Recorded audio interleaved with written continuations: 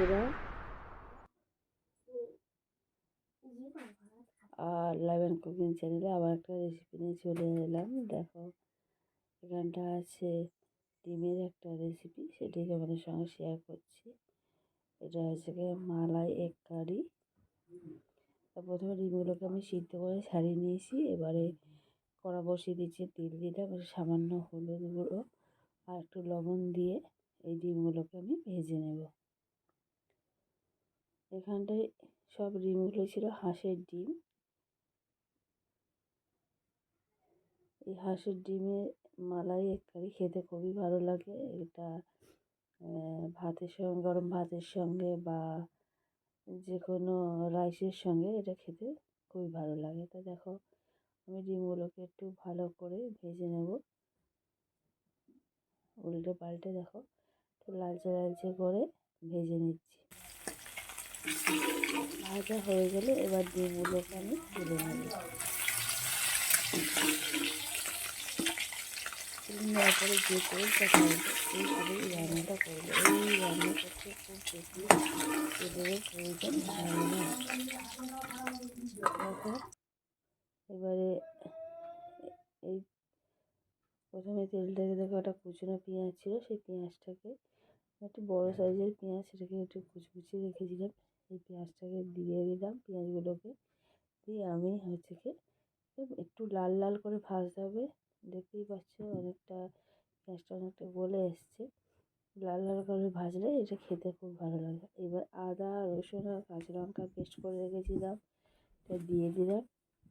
দিয়ে এটাকে খুব ভালো করে ভেজে নেব, যাতে কাঁচা গন্ধটা চলে যায়। পেঁয়াজ, আদা, রসুনের পেস্ট রান্না যেন না কাঁচা গন্ধ থাকে। আর এখানে দেখো, হলুদ গুঁড়ো দিয়ে দিলাম আর লঙ্কা গুঁড়ো দিয়ে দেব, স্বাদ অনুযায়ী লবণ দিয়ে দিলাম।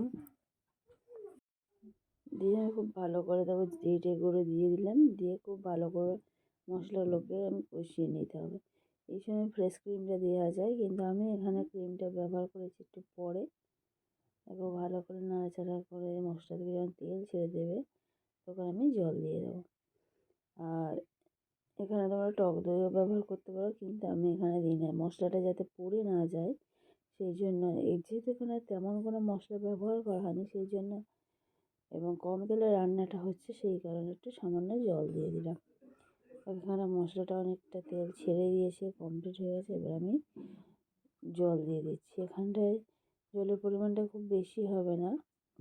দেখো, এবারে এটা ফুটে উঠলে আমি ডিমগুলোকে দিয়ে দেবো। ডিমগুলোকে দেওয়ার পরে আমি আরও মিনিট দিয়ে ফোটাবো। দেওয়ার পরে আমি এখানে ফ্রেশ ক্রিমটা দেবো। এখানে তোমরা আগে থেকে ফেটিয়ে দিতে পারো বা এমনি ক্রিমটা দিয়ে গ্রেভির সঙ্গে এটাকে নেড়ে চেড়ে দিলেই হয়ে যাবে। তো বন্ধুরা, এরকমভাবে তোমরা যদি এই মালাই এগ কারি খাও তাহলে খুবই ভালো লাগে খেতে। আর সবচেয়ে বড়ো কথা হচ্ছে কি, এই টেস্টটা হয় অসাধারণ। একবার অবশ্যই বাড়িতে তোমরা ট্রাই করো। আর আমার এই রেসিপি যদি তোমাদের ভালো লেগে থাকে তাহলে অতি অবশ্যই তোমরা কমেন্ট করে জানিও কেমন লেগেছে। আর যারা নতুন বন্ধু আছো তাদের আমার চ্যানেলে আসলে অবশ্যই সাবস্ক্রাইব করে পাশে থেকো। আর সামান্য আমি চিনি দিয়ে দিলাম যাতে আরও খেতে স্বাদ ভালো হয়। আর কিছুটা ধনেপাতা কুচিয়ে রেখেছিলাম, সেটাও দিয়ে দিচ্ছি। এবার আমি এটাকে নামিয়ে নেব। তো বন্ধুরা, আজকের রেসিপি আমার এই পর্যন্ত। আবার নতুন রেসিপি নিয়ে চলে আসবো। ততক্ষণ তোমরা ভালো থেকো, সুস্থ থেকো। তো এখানে কমপ্লিট হয়ে গেছে। এবারে আমরা এটাকে নামিয়ে নেব।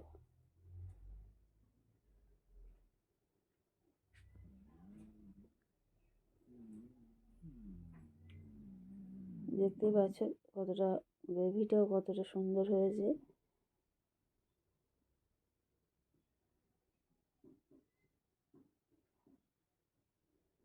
বন্ধুরা দেখো, নামিয়ে নিয়েছি। বন্ধুরা, আজকের রেসিপি পর্যন্ত। ভালো থেকো, সুস্থ থেকো। আর ভিডিও প্লিজ প্লিজ বন্ধুরা দেখো।